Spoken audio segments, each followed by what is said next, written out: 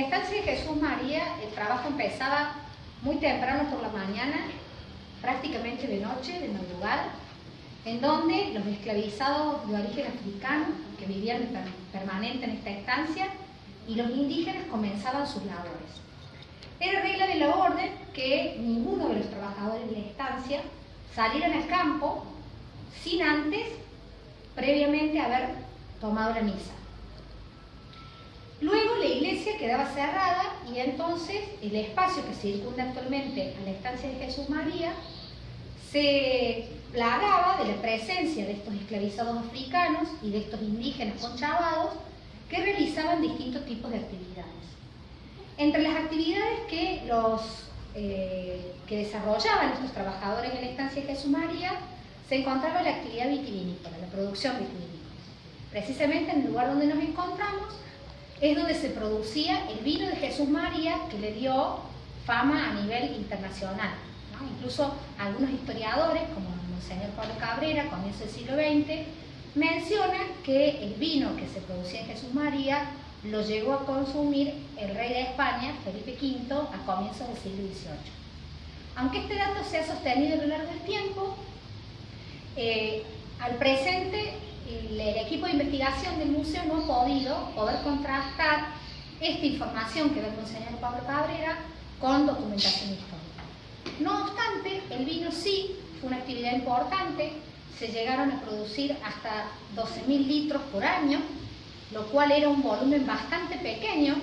pensando en la cantidad de vino que se consumía en el periodo colonial y también pensando que el vino era una de las bebidas esenciales de la mesa en el periodo colonial.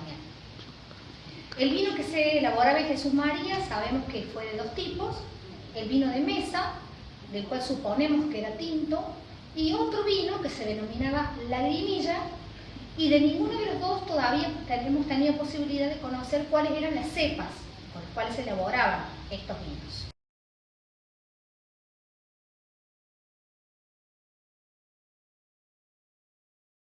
Entre los espacios vividos de la casa de la estancia de Jesús María se conserva la cocina, que es donde nos encontramos en este momento. Podemos observar en ella el antiguo fogón, que está restaurado, que tiene en su parte inferior la leñera y una serie de objetos relativos al uso de la cocina, como son las ollas tanto de fundición de hierro como de cobre, las palas de cobre, que se utilizaban para cocinar.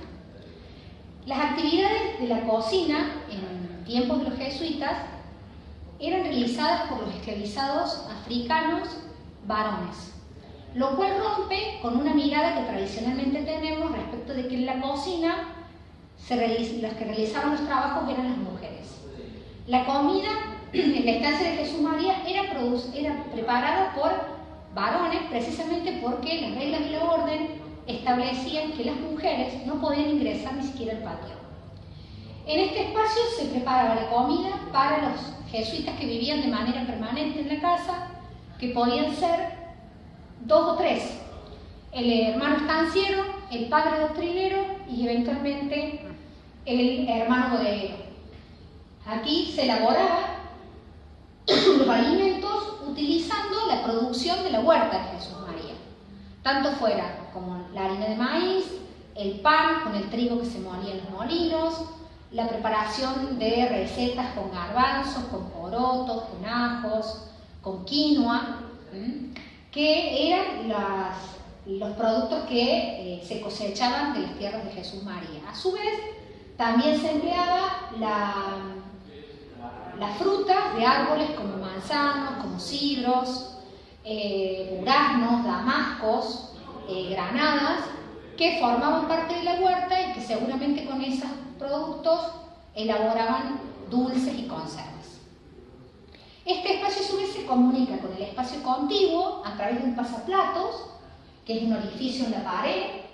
que lo que prevé es una comunicación con el fregadero y comedor de los esclavizados.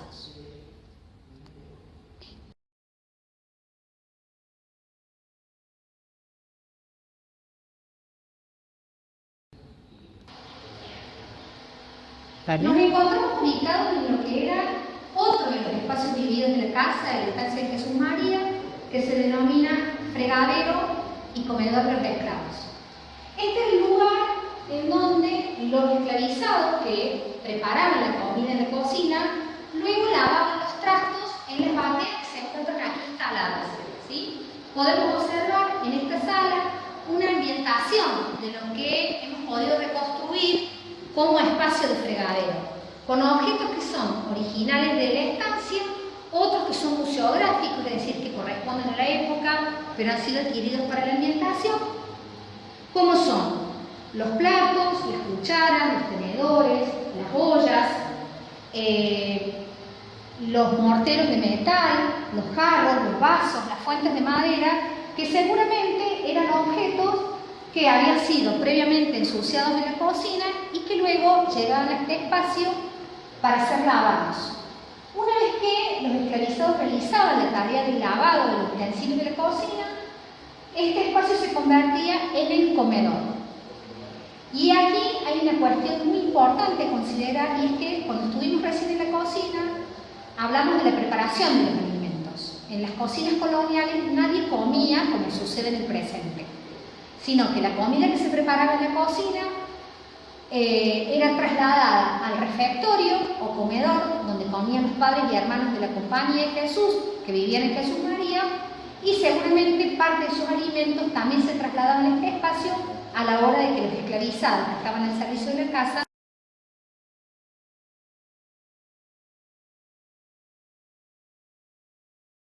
los baños jesuíticos de la casa. Quizás para nosotros en el presente, que todos tenemos un baño en nuestra casa, nos parezca poco significativo encontrar, porque visitemos en un museo, baños. Sin embargo, son baños muy singulares porque se construyeron en un espacio y en un momento histórico en donde ni siquiera los grandes palacios europeos tenían baños. El sistema de baño que tienen los jesuitas en Jesús María y en otras estancias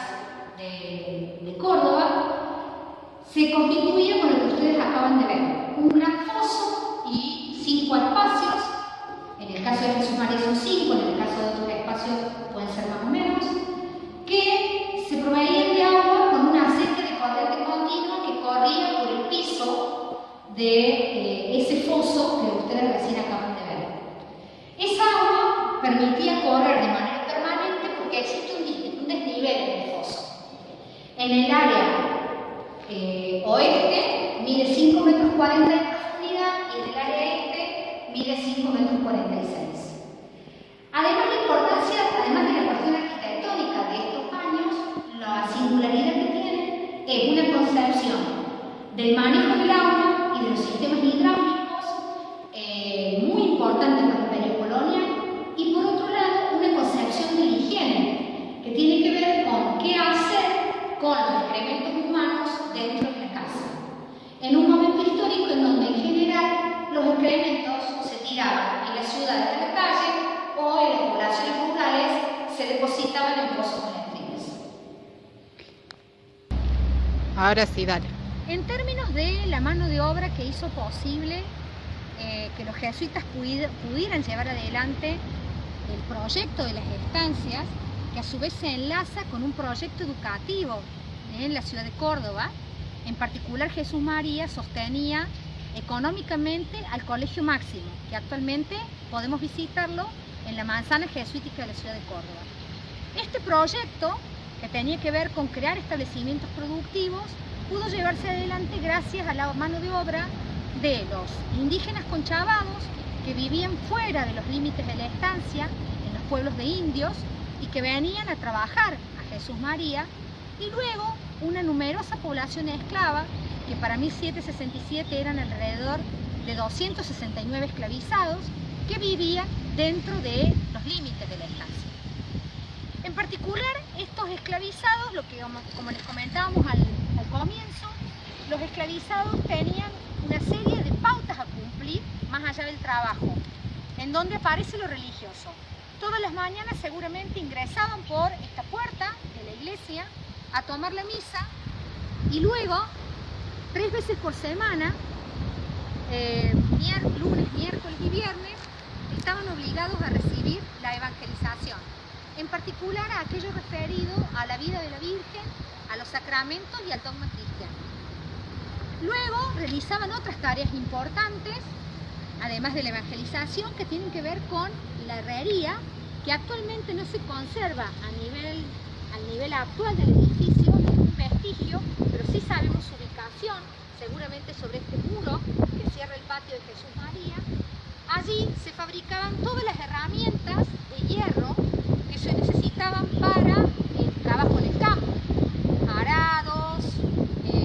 por ejemplo, y otro tipo de herramientas como martillos, tenazas, etc.,